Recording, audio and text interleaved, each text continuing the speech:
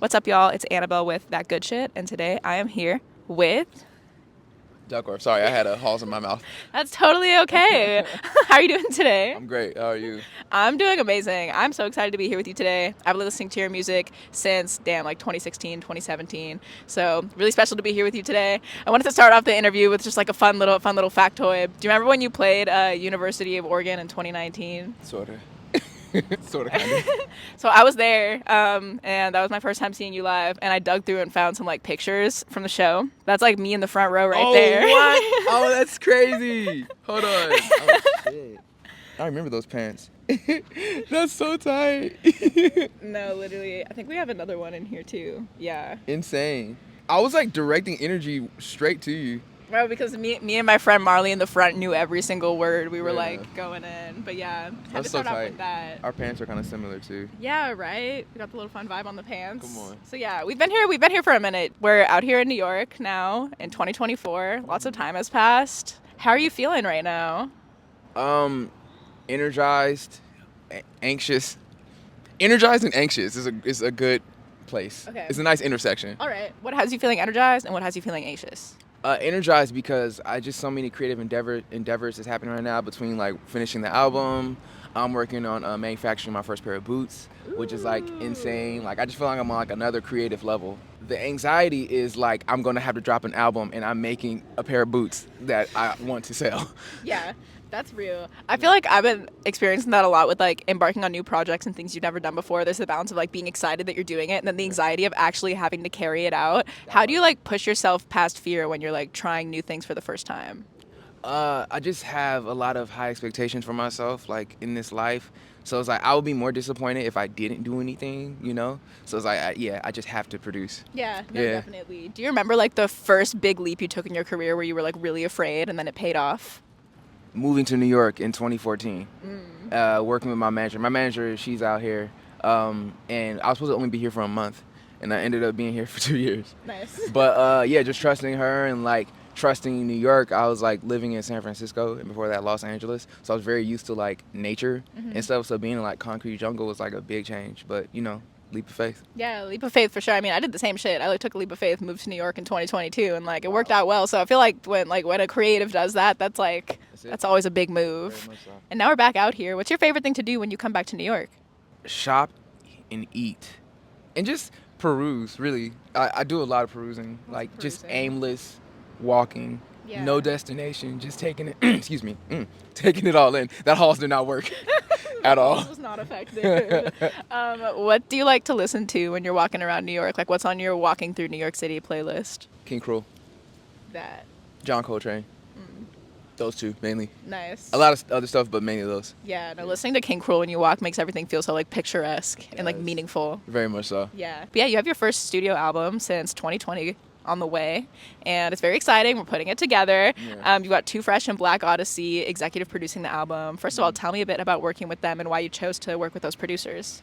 So Twk Fresh, which is King Jet and Sherwin, amazing artists and amazing producers. I've been working with them for a good minute now, maybe since like Falling Man, maybe even before that. They did songs like Fallback and Coming Closer. So yeah, they're like legendary and like we're family, you know. Yeah. So I was like, I gotta go to them for like the big studio album type shit. They're very much like alternative, like sounding. So I'm like, if I'm leaning more to like alternative rock, I'm like, I gotta go to the guys, you know. Right, yeah. Yeah. And then Black Odyssey, I've been a fan of them for a bit now. Not like a very long time. I don't even want to cap. Like I've like known them for very long. But like as soon as like I discovered who they were, I was like, oh my gosh, like they're like continuing like the funk dynasty. We'll say Yeah. funk dynasty. The Okay, funk cool. dynasty. The funk dynasty. That's what they are continuing. And then I was like, damn, how can I reach out to one of them? Because I want to work with them. And then I reached out to Jawan, who's like the main guy on Instagram. And he was like, bro, we already have each other's number. And I'm like, wait, what? You were already locked in and you didn't even know. Totally did not know. So then I go to my phone book, and sure enough, his number's in there. So we connected. He was like, I was like, dude, I need you for this new album I'm working on. And they're like, if you want to work, you got to come to Texas. So yeah, and just legendary from there. Yeah, down there to Austin. Shout out to Black Odyssey. We're huge Black Odyssey fans. Interviewed them a while back. Like, such a crazy, crazy group. What's one Black Odyssey song where you feel like the spirit of that song will show in the album? That's crazy. I mean, honestly, okay, cool. So like 1-800 Fantasy, I knew them before for like I said, funk, soul, just like real like deep in the pocket type music. But I went to them with the alt agenda pretty much, and I was like, we have to quicken like the BPM. And like I was pushing them to like go faster and go faster and go faster, and then like we all discovered that like our ways in like alternative like rock realm and everything. And then from there they created 1-800 Fantasy, so it's like we inspired each other. So I would say like, yeah, their new album is like kind of like a baby from like our creations, and then like my album is a baby from our creations. That's fire how your worlds have kind of crossed over like that. I really enjoyed the 1-800 Fantasy album. Like, it was kind of unexpected. I was like, damn, they popped out with kind of a whole new sound, but they executed it really well. Yeah, quite literally. It's an amazing album. Yeah. So that one for sure. For sure. And that's something I also love about your artistry is I feel like you dip into so many different sounds, and I hear like the inspirations of whatever you're like studying or trying to emulate. Like I hear it come through in the music, but you always put your own spin on it and make it feel like really unique to you. So how do you approach doing that? Like how do you approach taking in certain influences and making it your own? I usually kind of create from like music that I already listen to. So it's like punk is like a big part of my spinal cord. I won't say it is my spinal cord, but it's a strong part of my spinal cord. Yeah. Like maybe like the main, I don't even know if spinal cords have like a middle piece. Is it like the middle? The middle, Yeah. maybe? Whatever. Anyway, you can edit The this. strongest part of the spinal cord. It's a part of my spinal cord. Big part.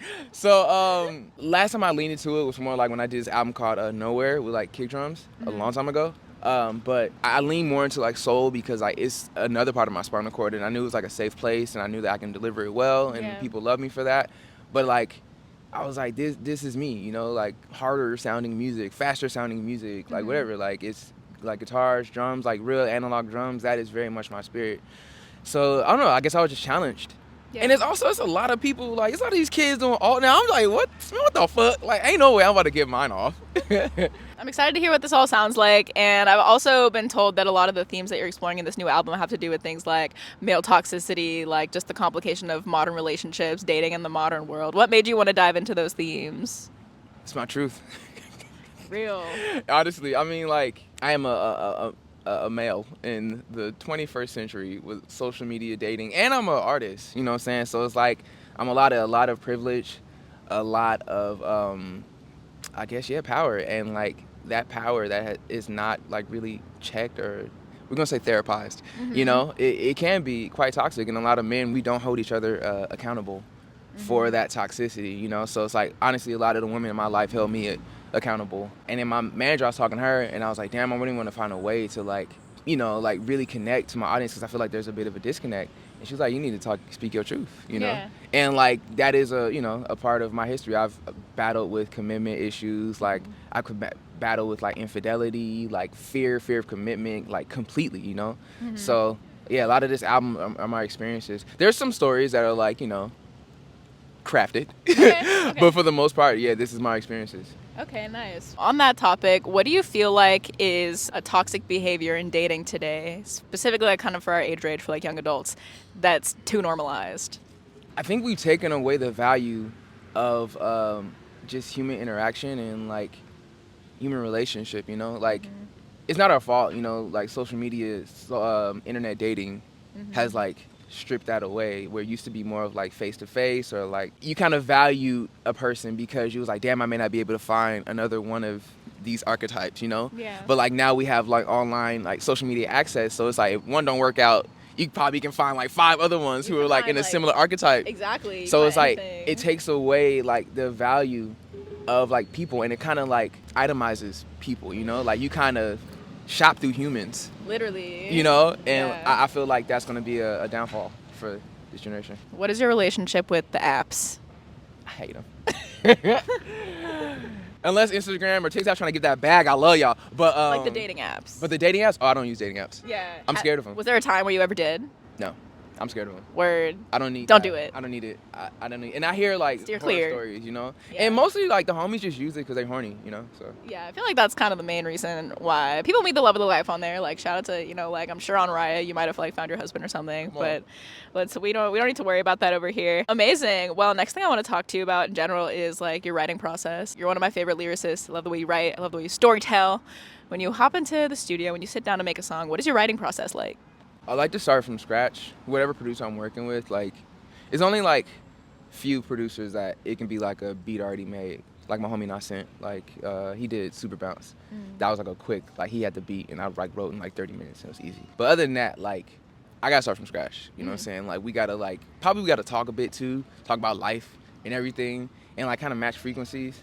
So like when they start producing, usually with like either drums or like a melody, then it helps me write. And if it's a good melody and it locks into like whatever is going on with me, like the lyrics flow like immediately, you know. Or sometimes they take time if it needs like extra crafting. But yeah, just start from scratch. What's your favorite lyric that you've written recently? Damn, I can't say it because it's not out yet. I do have a favorite lyric and it's like, damn, should I say it? Should we drop the lyric? Okay, I have this song that's on my new album called 21st Century Freak. I'm gonna just say it. The lyric goes, if TV killed the radio star, then DMs killed monogamy. Whoa. That's it. We got a little snap over You here. got snap? Yeah. Bars. Do you want to give us any like explanation behind that? Oh yeah, I mean, same thing with social media dating. You know, monogamy is like ruined because of access. Yeah. You know? And I'm talking from like personal perspective and stuff. No, options and access have definitely like killed monogamy for sure. We're in an interesting time. You have 2 singles that have come out ahead of this new album. I really, really loved Had Enough. I really appreciate your vulnerability in that song. Yeah. Music video is super sick too. Thank you. Like kind of that like dancing around your house. You end up like throwing up in the toilet at the end of the dance around your house. Tell me a little bit about that song and how it came together. Yeah, so a lot of the different topics on the album is like, one thing got toxicity and like addiction, you know, ego. This one specifically is alcohol addiction. So alcohol was like a great catalyst, not great, but a main catalyst for me in my toxic activities of the past. Yes. Like it was a nice conduit for that. So in the video, in the song, I wanted to talk about like addiction and like frame it as like this brown-eyed demon from the west side. But the brown-eyed demon is brown liquor pretty much. But it's like the brown-eyed demon is constantly tempting me, you know, and like I fall for her temptation in that sense. And yeah, I had a great battle. I stopped drinking as of like I think last year. But even now, it's still like hard. Like I was at Thai Diner yesterday. Somebody had wine, and I was like, oh my gosh, I was feeling like a crackhead. But yeah, so that song is about alcohol addiction. And then the video, it's like I pretty much like it's 6:18 a.m. and the party's already done. Like the party was the previous night, and it's like so I like pop in my house and like I'm already lit and I'm like still drinking. I'm like going around the house and like.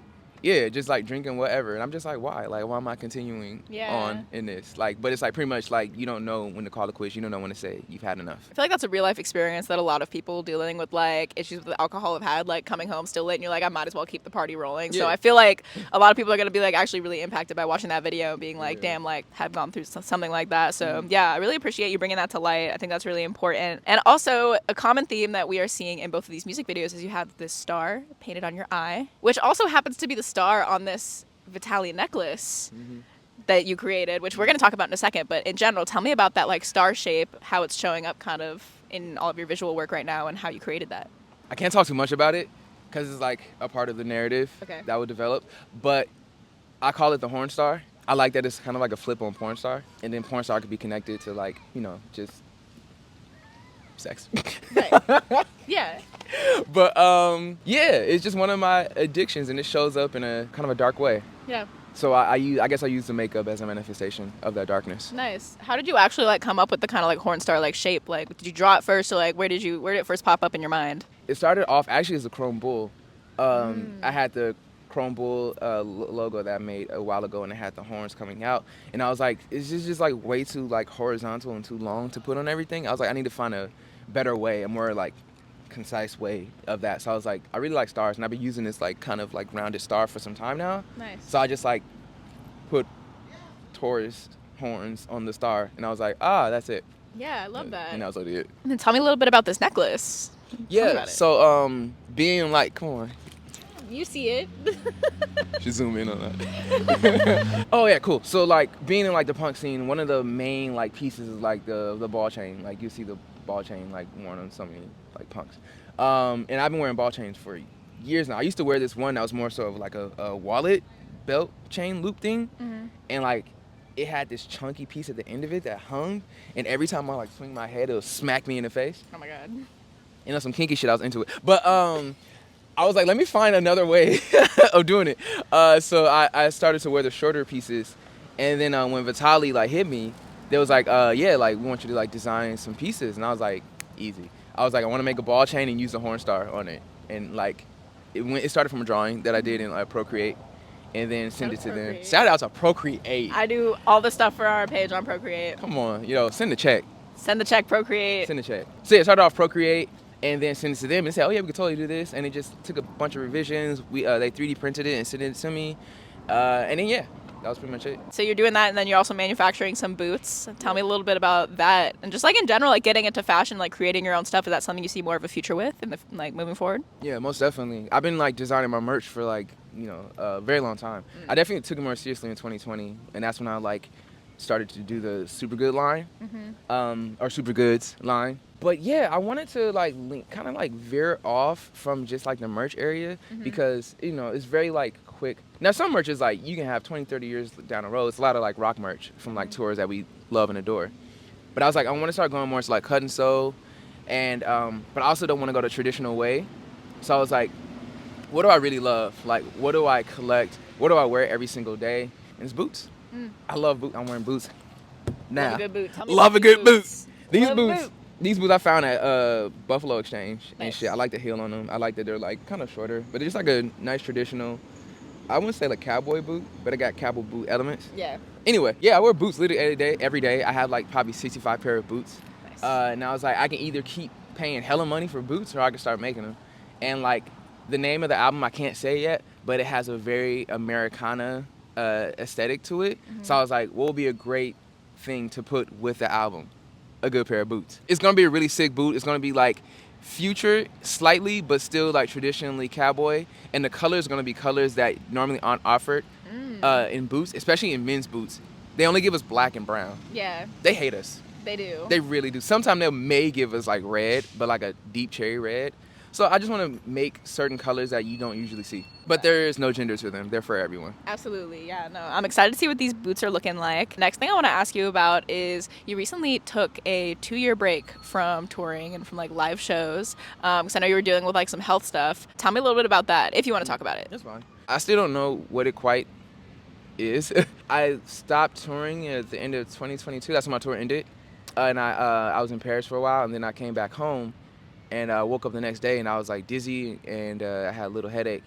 And then as time goes on, the dizziness kind of got worse and the headaches got worse. And I have done everything. I have checked my ears. I've had a nasal cavity like x-ray. I've gotten MRIs on my brain for like tumors and everything came back normal, false and stuff like that.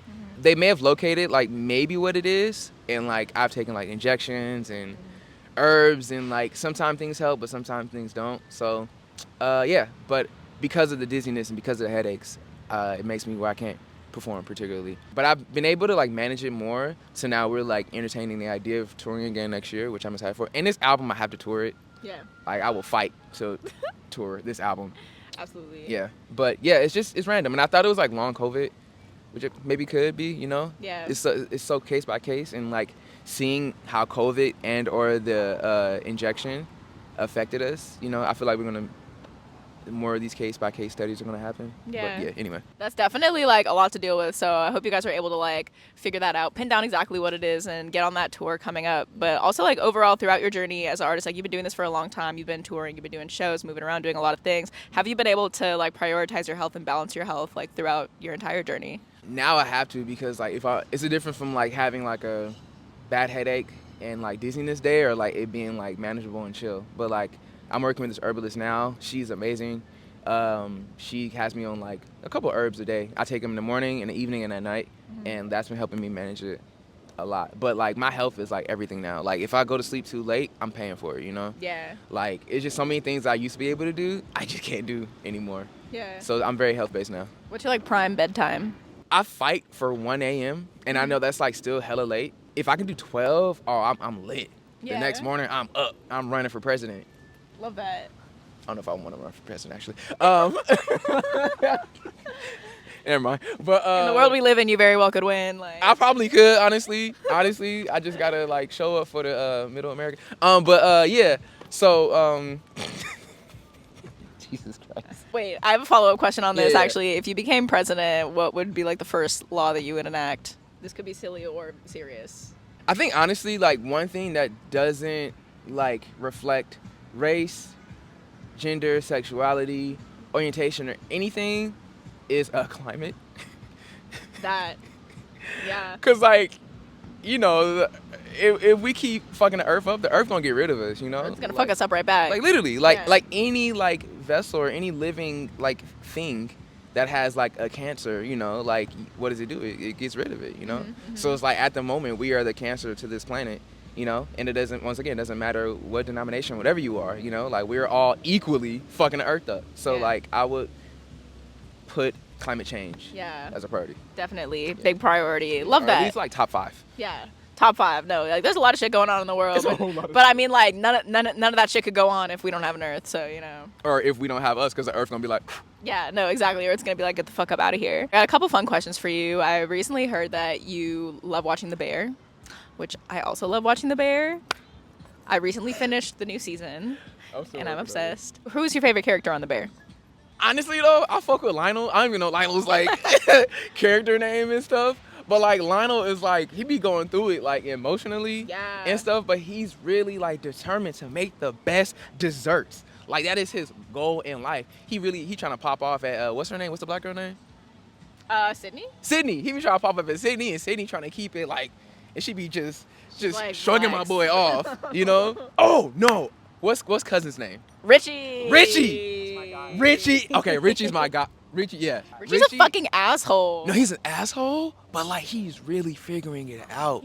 That's my favorite like character development, is like the fucking prick that like really is taking time to like, you know, and like the homie helped him out, Cammy helped him out and stuff like that, but it was a lot of ego death that I witnessed in his character. And it's like, I remember when Cammy got like locked in a freezer, and then Cammy's like fuck you, and then like Richie is like love you, and I was like damn, no, that shit was intense as hell. Yeah, it was quite intense. I'm still not done with the 3rd season yet though. So ooh, okay, yeah, you gotta finish that. It's really good. I love seeing Richie with his daughter. When you see that like soft side of him, it's like he's like a whole different person. Quite literally, puts everything into perspective. You know, man, he's just trying to figure it out. You know what I'm saying, on everything. Like I know people like that. It's just confused and lost and don't know what to do. So instead of like saying that, you know, saying and like, you know, showing their emotions, they just kind of just say fuck everyone type shit. Yeah. So yeah. Richie's a really special character. That's great. Next thing I want to ask you about is, if you think about like all the music that came out this year, which like this was a really great year for music. I feel like I don't know how you feel, but I feel like a lot of great music came out this year. Do you have a favorite album of 2024 so far? Okay, honorable mention, Love Me Sooner, Jerry. Another honorable mention is Whole Earth, Totally Moi. Yes. And I'm on that album. Come on, you feel me? That was a fun album. It's a really fun album. All the alt boys and shit, like who were like alty when we were younger, are like leaning back into our alty ways and shit, which is really sick. But like, angst is coming back. The angst is coming back. We got a reason to be anxious as fuck. So literally, another honorable mention is Love Heart Cheat Code. Love that album so much. Crazy. Love that's one of my favorite albums actually, like of all time now. Yeah. Quite literally. Did you listen to the No Worries album? I listened to it because you told me to listen to it. I mean, and like shout out because I love them. But I've been in such a different place this year. I've been really in like such a dark place. Like so I'm such a like gothy boy right now. Yeah. So I wasn't quite like gravitating towards like more of the soulful sound, but like it is hard. I love that album. You know which one I like. 86 Centra. 86 Centra. He was spitting on that thing. Oh, and then Where I Go. I rinsed that record completely. Yeah, no, that's a great one. I feel like I don't hear her that much anymore, so whenever I get to hear her on a song, I'm always like so delighted. Yeah. Channel Trace, Head Rush. All right, so Channel Trace, he on there, of course, Doug, because it's his album. The homie Barney Bones is on there, you know what I'm saying? Like, and he like went stupid on there. He wrote a good amount of that project too. Raven Lene is on there. Sir Chaz is on there. Sir Chaz. Everybody on there. But it's a really great album, and I like that Channel kind of leaned back into his like harder side. When we used to make music back in the day, we were like trying to make like our version of like NERD and stuff. Yeah. So it's like it was nice to hear him kind of like play with like harder sounds and stuff. Love hearing what you're listening to. I would also love to know if there are any like smaller rising artists that are coming up right now that you've been loving, that you have your eye on, like some rising stars that you feel like are killing it. Hell yeah. First off, Portraits of Tracy is amazing, extraordinary. Absolutely. She is like one of my favorite like savant multi-instrumentalists, we could say that. But like vocally, like also Tracy is extraordinary. And her album Drive Home. You know, we booked Tracy's first ever live show. Are you serious? Yeah. Now, if you want to talk about album I rinse, Tracy is on my like top 5 from last year. But yeah, that album, I'd run that back. Absolutely. Any day. If you could recommend one song for people to listen to from Portraits of Tracy if they've never heard her before, what song should they listen to? Found. Found. Any others besides Tracy that you've been enjoying? Clothe the God. Yeah. I love Clothe the God. Clothe the God is like everything that I want from like young Khalees spirit, you know? And she's such a rager. Yeah. Clothe the God is a fucking rager. Oh, the homie Radio? Come on. Yeah. Radio is a spitter. I love him so much. We are spiritually like the same as far as just like really bright, just jumpy, spriteful beings. I don't even know if spriteful is a word, but spriteful. Yeah, spriteful. You heard it here first. Heard it here first. Spriteful. Spriteful. But yeah, Radio, he be spitting. Radio's amazing too. Yeah, I love him so much. Yeah, you've got great taste. Thank you. You're welcome. My homie put me onto Boy Harsher. No, they're amazing. I've been going to this goth club in Hollywood. That's really sick. They don't play Boy Harsher. They play like nothing but like 80s, like goth and like other like pop shit. But like, yeah, that's been my bag. Ain't it spooky season right now? Spooky season. So I have been rinsing Boy Harsher's Careful. Yeah, I like Careful. That album is crazy. Okay, well, it's definitely going to be out before once this interview comes out, but the Camp Flog Gnaw 10-year anniversary is coming up. Who do you think is going to be on the lineup? He's probably got to bring out Toto Imwa. Got to. I feel like he's going to bring out Fouché. He should bring Channel Trace out. That's kind of, because that would be amazing. That would be amazing for sure. Yeah. We're taking the guess that Stevie Wonder is going to be the headliner. Tell me more about this theory. No, it's like we've heard like no information about it. We just feel like if this is the 10-year anniversary, right, and Tyler's going to do like the headliner for like the 10-year anniversary of Flog Gnaw, he would pick Stevie Wonder. He's going to reunite Neptunes. Ooh. They're beefing right now. They're beefing. I never would have thought the day where Chad would be, or Pharrell would be beefing. Well, I guess it'd be more Chad beefing with Pharrell. Yeah. It's so sad. I know. It's so sad. I hope this doesn't last very long. I hope it does not. You know, when money becomes a divide, Yeah. it's hard. Either that, I'll take Neptunes and or NERD because I love Shay too. We'll see. The Flog Gnaw lineup will be out by the time this is out, so we'll check against this and see like how we scored. I think Paris, Texas could do a two-peat. They could do a two-peat. I think Paris, Texas would for sure do a two-peat. I feel like they're like a Flog Gnaw staple. Yeah, definitely. At this point, for sure. Yeah. If he ever brings back Daft Punk, that's a big flex. That's a big flex.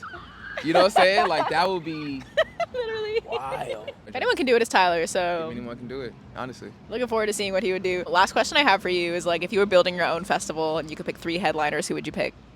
Jesus Christ. You know what? Off the strength, we'll say Outkast, Chaperone, Tame Impala. I think those are good picks. Yeah, I think those are. Yeah, that feels good. Chaperone's at the point where she could headline something. Literally. Like, Literally. her crowds have been crazy. Yeah, her crowds are insane. Okay, I would go to your festival. You That would go to my sounds- festival? I would go to your festival. That'd be a crazy festival. That would be a great festival. But like, I love 3000. That Outkast reunion would The go Outkast nuts, reunion. though. Like, if you pull the flute out for like maybe a quick little moment and stuff. But like, I love the flute album. Yeah, loop the flute. Loop the And then put some drums on the flute. Put some drums. And then go on stage. And then go on stage. But you know what though? Another honorable mention. I would say NERD if they played all of Fly or Die. Or half of In Search of, half of Fly or Die, their picks. I would love to see that. I would, I could die happy after that. hey, I would pay money. I would pay real money. Mm. Serious money. Duckwrth, this has been such a pleasure. I feel like it's long overdue. I'm very grateful to be here with you today and excited for the new project, Very much. excited for the boots, excited for everything else you have going on. Yes. And is there anything else that the people should know about you? I have a third nipple. No, I don't. What should they know about me? Do you actually have a third nipple? Do I? I don't know. Do you? Maybe. Harry Styles has a third nipple. Does he? Yeah. You playing? I was a true directioner back in the day. I know everything about Harry Styles. Where is Harry Styles' third nipple? It's like right here. Are you serious? Yeah. Does he show it? It's like, there's pictures of it. Like, Google Harry Styles' third nipple. get covered up in crop tops. Yeah. I used to like make One Direction flashcards with like trivia about them at home for me to study so that I'd know everything. It's like a little small little nipple. It's not like a huge nipple, like it's like a tiny. It's like a micro little bite. nipple. Yeah, A little micro nipple. it's a micro nipple. What? Oh, it is a little. Whoa, that's a little nipple. That's hella funny. Now I can't even make a little third nipple joke because Harry Styles out here holding it down. What do you want to know about me? I don't know. I don't know. Yeah, drink some water or something. Take care of yourself. Beautiful. On everything. Amazing. We'll end it off there. Thank you. Thank you. Yay.